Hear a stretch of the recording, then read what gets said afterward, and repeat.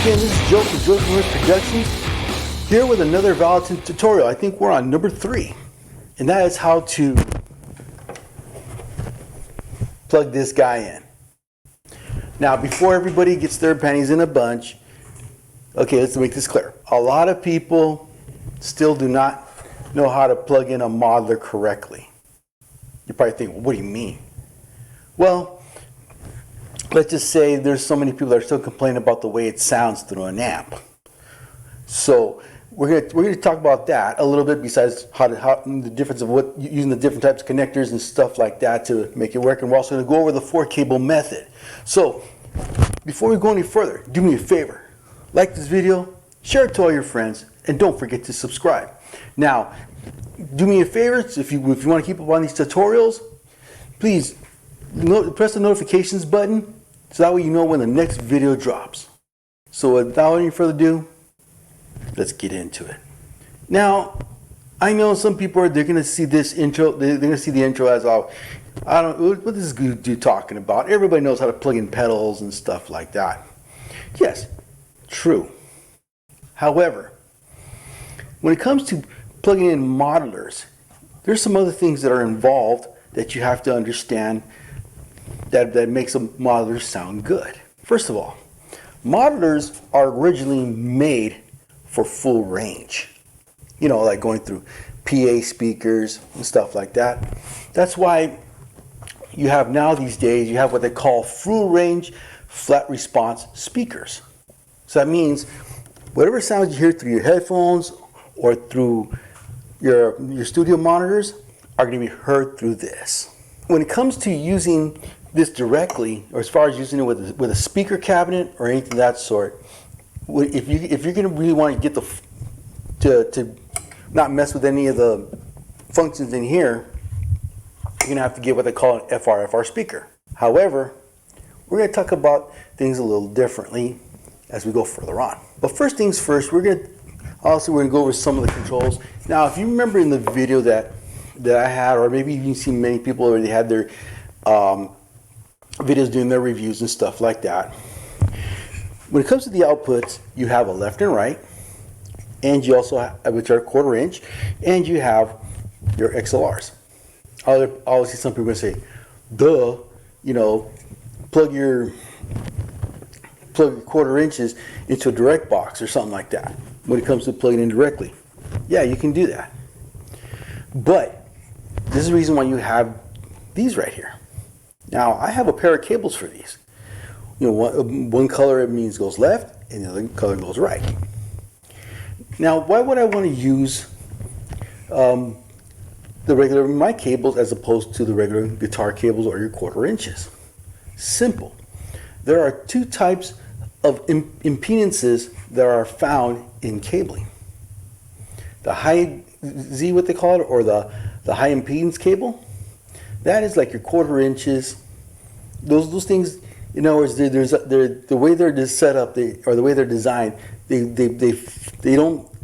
have to force a lot of come on, speed it out, Joe. You have to force a lot of electricity in here to make them sound good. Okay, that, you know, even though you use a line level in this case to make this go through, and when it goes out through here, it still when you go through the 1/4 inches, it still keeps everything at line level. Now, when it comes to working out of a PA, they work on what they call low impedance or low resistance, or low Z's as they call them. And this is where these guys come in. And here's going to be the advantage of being able to use my cables as opposed to 1/4 inches when it comes to using outputs. More electricity will go through here. So there might be some bit of a tone change when you put them through. When you hook this up to a regular mic cable, you use regular mic cables to go through it. You know, you don't, like I said, you know, the mixer, the sound engineer or the mixer can be able to set it up however it may be, so the sound will come out even more better, because now you're hearing it through full range speakers, or you're hearing it through a PA. Now, some FR speakers come with mic inputs, you know, your high Z or low Z's, and again, like you would, this is the ones you would always want to use, because again, you want to kind of get the tone out as much as possible. Now, mileage may vary, but my personal experience, when you have low Z or low impedance, in other words, the sound's going to be able to travel more, and it's going to use less effort, but at the same time put out more electricity, where you can be able to make a difference in the tone shift in the way it goes. So honestly, that was a quick one. Now let's go into the next one. When it comes to the modeler, the one thing I've been talking a lot about, and here's where a lot of newbies get it wrong.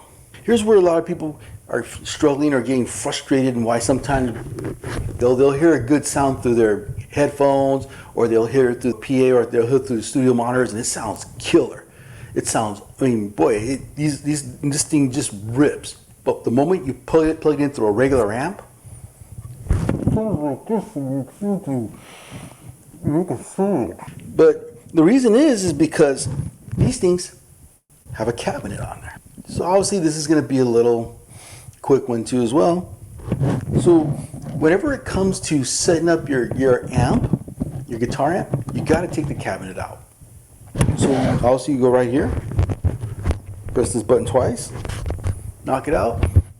So that way you can have the sound of the amp and all your pedals, and yet it's still going through an actual speaker, which is not a flat range. It's going through an actual speaker that's gonna put out the actual sound. Sure, it may sound a little different.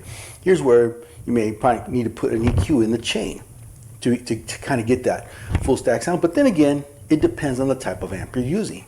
You could be using a combo, or you can be using a 212 or a 412 that's closed, or a 212 that's open with an open back cabinet. But either way, when you're going straight directly into a regular guitar amp, you want to make sure that the cabinet is turned off.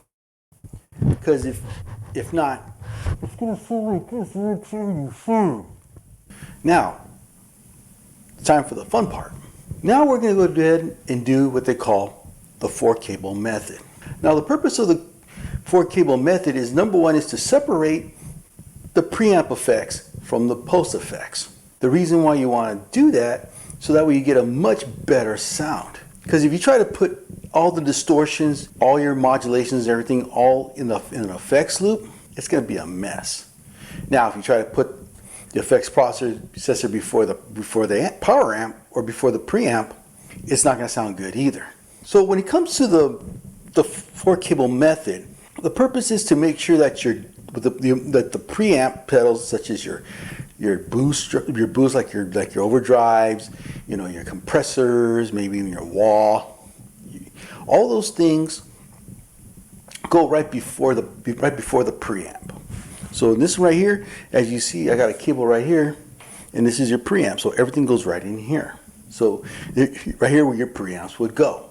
That would even include your noise reducers, your noise killers and stuff like that.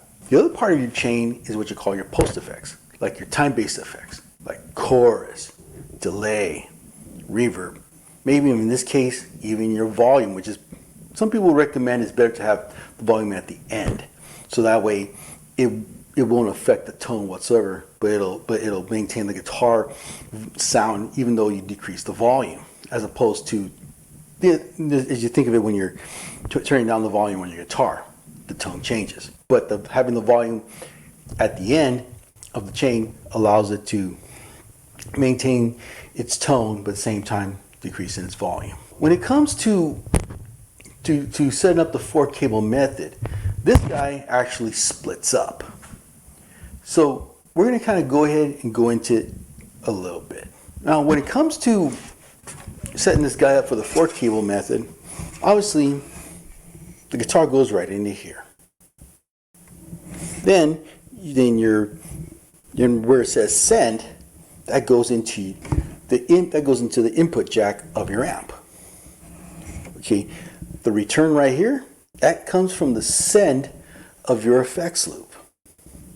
And the output left goes right into the return of your effects loop. So what that does, it actually splits So this actually split the pre's, and it splits the post. So that way you can have there. Now maybe some see me, I'm wearing glasses because I want to make sure I kind of get all this right when I plug it all in. So obviously we're gonna turn this off. Because you see right here, I kind of got my drive turned off. Now remember, when it comes to programming it, now let's just say you kind of got it in preset mode, or you're in bank mode, you're in preset mode, or bank mode. Okay, as you probably see right here, this is your control. Now this one can either turn off, you can turn on whatever you have on. In this case, I have my delay on, because in the end of this, I have what I call my reverb. So it kind of makes the amp open up a lot when I play through it. So you want to make sure that when you go into your parameters, where it says control settings, make sure it's on the delay.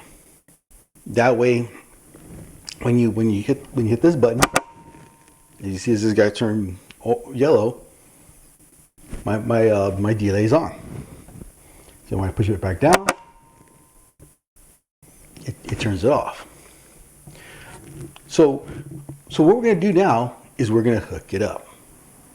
The way I'm going to start this is I'm going to start like this. I'm not going to plug the guitar in. I'm going to plug the amp in first. So what I'm going to do, it says where it says send. If you look right over here, I'm going to plug this cable right into the send. So as you see right here, it's got your send. Now, we're going to hook the other two up. Now you got to remember, when it comes to, you got to make sure you got to keep this right. You got to make sure that the return goes into the send, and the send goes into the return of the pedal.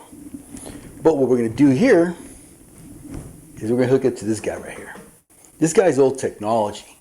So if you guys have like an old PV amp, maybe like in the early 80s, mid 80s, early 80s, a lot of these old PV amps, they're not going to have effects loops. They're going to have a preamp in and a power amp out. However, it's pretty much an effects loop.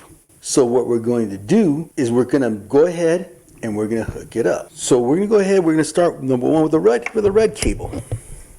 Okay, when it comes to the red cable, we're going to hook it into the return. And the return will go into the power amp in. Now, this right here, the next one is the blue one. This is your send. Okay, so when we plug it in, make sure you're not stepping over any cables. Okay. See where it says left mono? And you plug it in just like that. So this is what it's going to look like when you got at least 3 of the 4 cables plugged in. Obviously, your guitar goes right over here. So now we're going to go ahead. We're going to make sure everything is correct. As you remember what I said, the preamp out is the preamp out is going to be the return, or is going to be the return on this, and the send is going to be on in the send is going to be on the the power amp in. So in other words, your send is going to go right into the power amp in, and your return is going to go into the preamp out. Your preamp out is going to go into your return. Let's make sure I get this right. Okay. So your preamp out is going to go into your return. And your output, which is your red cable, is going to go right into the send. So that way, it's going right into the power amp in. It's because it's sending the. It's because it's when you reach, because when you're sending the signal from the amp into the pedal, you're saying you're creating a loop. So that what it does, it brings everything right into play. So when you're going into your time-based effects, it's catching your chorus if you have it, or your delay and your reverbs, even your volume pedal is catching all that. Then what that is also doing, when you put it through the return of the amp, return of the pedal, it goes back into the amp. So that way the sound, like your delays and all your reverbs and choruses and stuff like that, they come right out through here. And the sound is going to be pristine. So, but again, like I said, all your pre-effects are going right into here, and your post effects, like your time-based effects, are going back here. So let's go ahead, let's fire it up, and let's see how it sounds. All right, now we're here in the setup phase where we got the amp plugged in, we got the 4-cable system plugged in, we're ready to go. Now, just to kind of give a little bit one more of advice in this, when it comes to matching the levels of the amp and the processor, you may need to kind of jump back and forth between your patches and your amp. And the way you do that is you unplug the return, or in this case, you unplug the power amp in until you can hear the levels kind of almost like right about par with each other. So that way there won't be no lacking or any weakness in the sound. So that's one of the things you want to do once you kind of get it all set up. Now, as you look right here on the floor, you're going to see I got my amp set, I got my pedal set up. Okay, obviously I'm gonna put that down right there. And what I'm going to do is, as you probably look at my board, I do not have the distortion plugged in, so it's going to sound like this. So that means the preamp is knocked out. But the moment I go down, and if you see right here, it has a distortion on. So when you plug it in and play it, it's going to sound like this.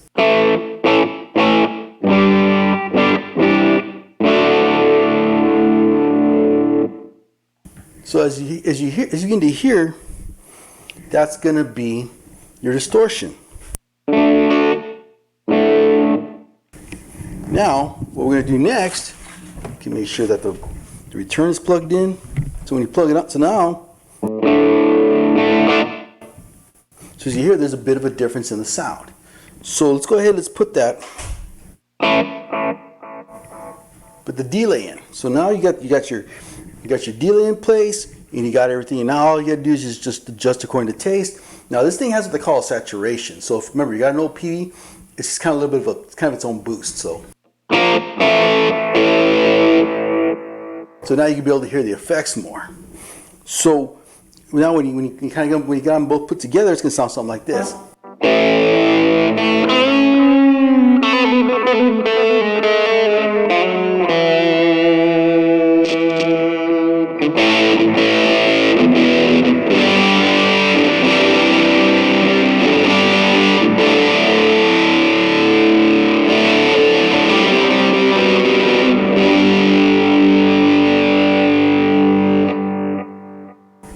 So now, as you hear it now, you can be able to see that this is how the four cable would work. So remember, let's just say you're going to use an amp. Okay, you want to model a certain amp. Remember, you can put the amp in the chain. However, make sure the cabinet is off. So that way, when you won't kind of get a flat sound. So in case some of you are kind of wondering what the heck I'm talking about, what I'm going to do is I'm going to engage the cabinet. So what we're going to do, we're going to put the cabinet on, and just kind of give you an idea of what I'm talking about.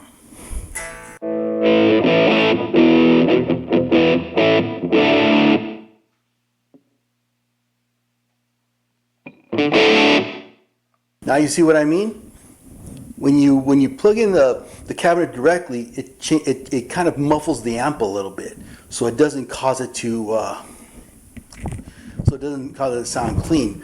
But usually when it comes to these kind of processors, you want to make sure you get them to sound nice and clean, especially if you're using effects.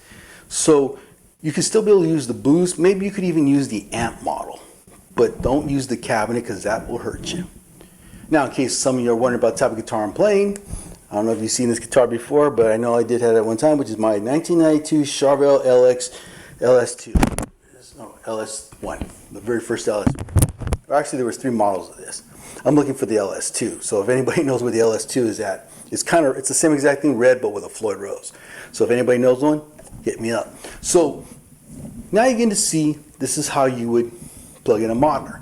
Now remember, if you're going direct into a PA, or if you're using an FR speaker or a full range flat response speaker, be sure that you want to use XLR cables to kind of get the best for your tone. But also, if you're plugging into a regular amp like this, you want to make sure that there is no. You want to make sure of this one thing, that there is no that there's no cabinet plugged into it. Finally spit it out. But tell me what you think. But do me a favor, please like and share this video, share it with all your friends, and don't forget to subscribe. Now, the reason why I'm kind of not really playing the guitar this loud at night, or not really kind of going to a full wail on, because it's kind of late. I'm doing this video and I don't want to bring the constables over. But as you get into here, I'm just basically just a few little bit of examples to show you how the 4 cable works, or even how to make this amp work. Now, another thing I forgot to also mention is that when it comes to a regular amp, now let's just say you don't want to use any of these controls. Again, plug it into the return of your amp. In this one's case, plug it into the power amp in, and it bypasses the whole preamp. And that way you can just use the preamp right off your pedal. So before I forget that. So again, tell me what you think. Now remember, this next one that's going to be coming up is going to be about how to use Ableton with your GP200. Now maybe some of you who may not, you think of it, you're like, well, why would I want the continuous control working on my GP200? Now this is kind of a little more different for those guys such as myself who either use backing tracks or are tied to a backing track, and they need the GP200 to work on cue with those changes. So again, like this video, share it to all your friends, and don't forget to subscribe. But until next time,